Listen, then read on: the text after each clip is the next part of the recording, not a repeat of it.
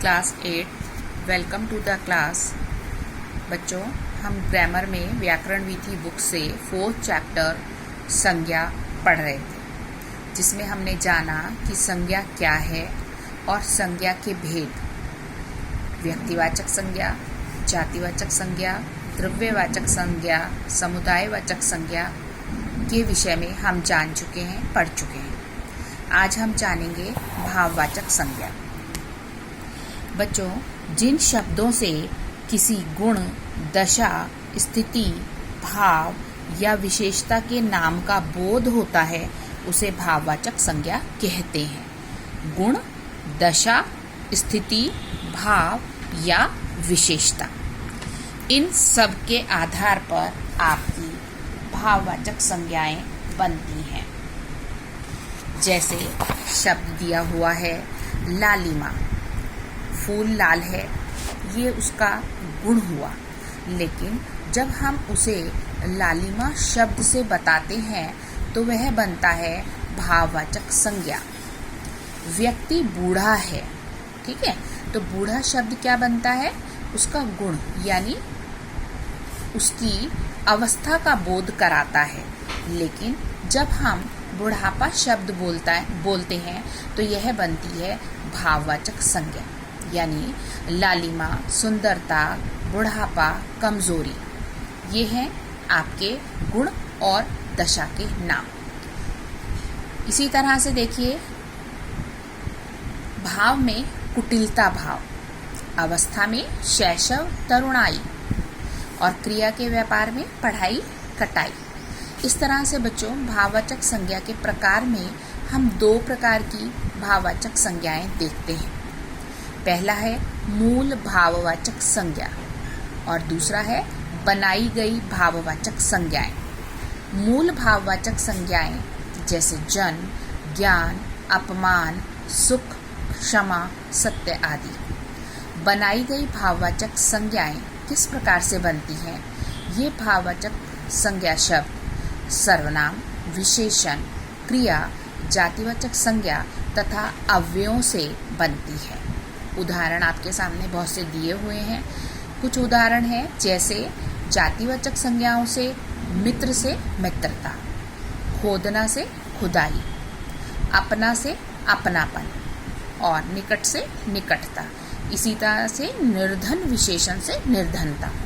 अब हम कुछ और एग्जाम्पल्स को इस टेबल के थ्रू देखेंगे और पढ़ेंगे।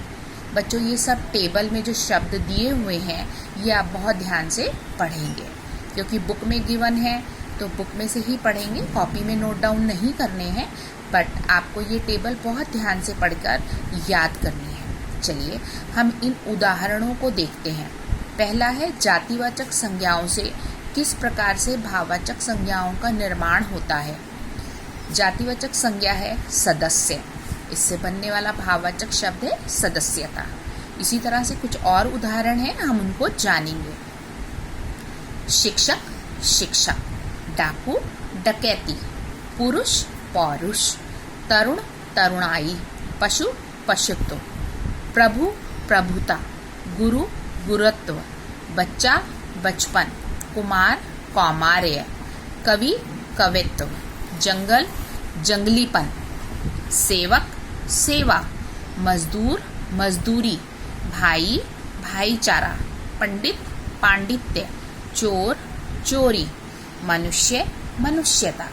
इसी तरह से कुछ और उदाहरण हैं आपके सामने। माता, मातृत्व, ठीक है, माता शब्द क्या है? जातिवाचक संज्ञा। इसी तरह से अगला शब्द है क्षत्रिय, क्षत्रियत्व, स्त्री, स्त्रीत्व, राष्ट्र, राष्ट्रीयता, बूढ़ा, बुढ़ापा, पिता, पितृत्व, शत्रु, शत्रुता, दास, दासत्व, नेता, नेतृत्व, नारी, नारीत्व, शिशु, शैशव, आदमी, आदमियत, दानव, दानवता, वृद्ध, वृद्धत्व। कुछ शब्द सर्वनाम शब्दों के द्वारा भाववाचक संज्ञाओं के रूप में परिवर्तित होते हैं। देखिए बच्चों, इसमें एग्जाम्पल हैं आपके मम शब्द, जो कि एक सर्वनाम शब्द है, इससे बनने वाला भाववाचक शब्द है ममता।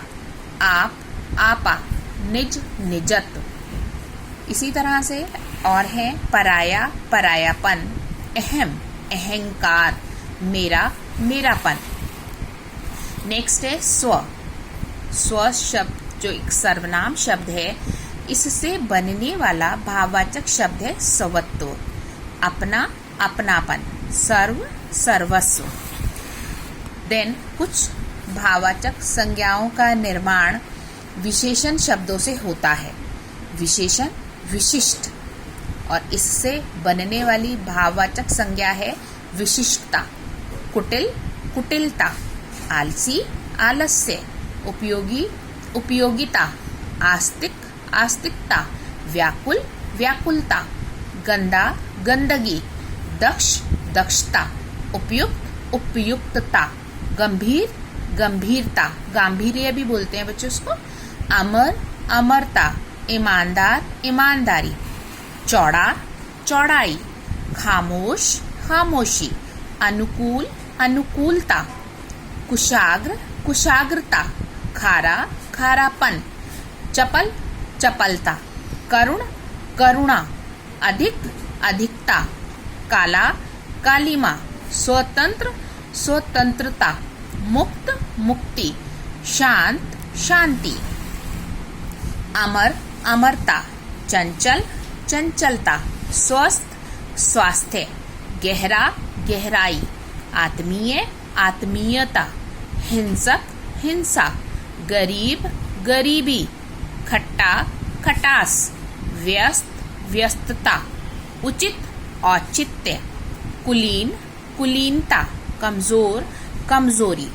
इसी तरह से बच्चों कुछ क्रिया शब्द हैं जो उदाहरण के तौर पर आपको दिए गए हैं, जिनसे कुछ भाववाचक संज्ञाएं यहाँ बनाकर दिखाई गई हैं। जैसे डरना शब्द एक क्रिया शब्द है और इससे भाववाचक संज्ञा बनती है डर। झुकना, झुकाव, बदलना, बदलाव, सिलना, सिलाई, टकराना, टकराव, मुड़ना, मोड़। ये आपके कुछ ऐसे शब्द हुए जो क्रिया शब्द हैं। कुछ और उदाहरण देखते हैं हम। बनना, बनावट, चिल्लाना, चिल्लाहट, गिरना, गिरावट, कमाना, कमाई, देखना भालना, देखभाल, ठहरना, ठहराव, काटना, कटाई, लूटना, लूट, झपकना, झपकी। जैसे झपकना होता है ना, आंखें झपकाना, तो हमने थोड़ी देर की नींद ली, झपकी। जगमगाना, जगमगाहट, छटपटाना, छटपटाहट, पूजना, पूजा, घबराना, घबराहट, दिखाना, दिखावा, बोना, बुवाई, लुभाना, लोभ, भागना, दौड़ना, भगदड़, जागना, जागृति, सींचना, सिंचाई, खाना पीना, खान पान, ढलना, ढलान, पढ़ना, पढ़ाई, चुनना, चुनाव, और छोड़ना शब्द से बनता है छूट। इसी तरह से बच्चों अव्यय शब्द, अभी हम आगे जानेंगे अव्यय शब्द क्या होते हैं। फिलहाल के लिए इतना ही काफी है। जिस शब्दों में लिंग वचन कारक के अनुसार कोई परिवर्तन नहीं होता वे अव्यय शब्द या अविकारी शब्द कहलाते हैं। बाकी डिटेल से जब आगे चैप्टर आएगा तो हम उसमें पढ़ेंगे। फिलहाल अव्यय शब्दों से भी भाववाचक संज्ञाओं का निर्माण होता है। जैसे मना, मना शब्द से भाववाचक संज्ञा बनता है मनाही। ऊपर, ऊपरी, नीचे, निचाई, निकट, निकटता, देर, देरी, वह, वहवाई। बच्चों संज्ञा संबंधी कुछ विशेष नियम होते हैं जिनके प्रयोग में विशेष सावधानी की आवश्यकता होती है। कारण क्या है, कभी कभी कुछ शब्दों का प्रयोग अलग प्रकार से होने पर वह अपने मूल जिसको कहना चाहिए कि प्रकार से भिन्न हो जाती है। जैसे कभी कभी जातिवाचक संज्ञा शब्द व्यक्तिवाचक संज्ञा के रूप में और व्यक्तिवाचक शब्द जातिवाचक संज्ञा के रूप में प्रयोग किए जाते हैं। किसी गुण या दोष संबंधी विशेषता का प्रतिनिधित्व करने वाला नाम व्यक्तिवाचक संज्ञा होते हुए भी जातिवाचक में आ जाता है। जैसे दल में विभीषणों की कमी नहीं है। तो विभीषण शब्द यद्यपि रावण के भाई के लिए प्रयुक्त किया जाता है, मतलब उनका नाम था, लेकिन जब हम इसको बहुवचन में प्रयुक्त करते हैं तब इसका अर्थ होता है कि ऐसा व्यक्ति जो अपने घर का साथ नहीं देता या दूसरे का साथ देता है। मेरे सभी शिष्य एकलव्य हैं, मतलब एकलव्य जैसे श्रेष्ठ और गुरु भक्त हैं। आज़ादी की लड़ाई में अनेक जयचंदों ने अंग्रेजों का साथ दिया। तो यहाँ पर जयचंद शब्द देशद्रोही का प्रतीक है। इसी तरह से बच्चों महात्मा, बापू और चाचा ये शब्द मूल रूप से जातिवाचक संज्ञा है, लेकिन जैसे ही हम महात्मा शब्द कहते हैं तो महात्मा गांधी जी का बोध होता है, ठीक है। और इसी तरह से बापू भी उन्हीं के लिए यूज़ किया जाता है। चाचा कहते ही हम जवाहरलाल नेहरू जी के लिए ये शब्द का प्रयोग करते हैं। तो ये शब्द जातिवाचक होते हुए भी व्यक्तिवाचक के रूप में माने गए हैं। भाववाचक संज्ञाएं यदि बहुवचन में प्रयुक्त होती हैं तो वे जातिवाचक बन जाती हैं, जैसे दूरी से दूरियां, पढ़ाई से पढ़ाइयाँ। इसी तरह बच्चों कुछ संज्ञा पदों के बहुवचन बन जाने से, जैसे किताब से किताबें, भाववाचक तथा द्रव्यवाचक संज्ञाओं को गिना नहीं जा सकता, इसलिए उनके बहुवचन रूप नहीं बनते हैं। और कुछ शब्दों के यदि रूप बदलते भी हैं तो वे शब्द भाववाचक संज्ञाएं नहीं बनते। तो ये बहुत कुछ इस बात पर निर्भर करता है और प्रयोग पर भी निर्भर करता है।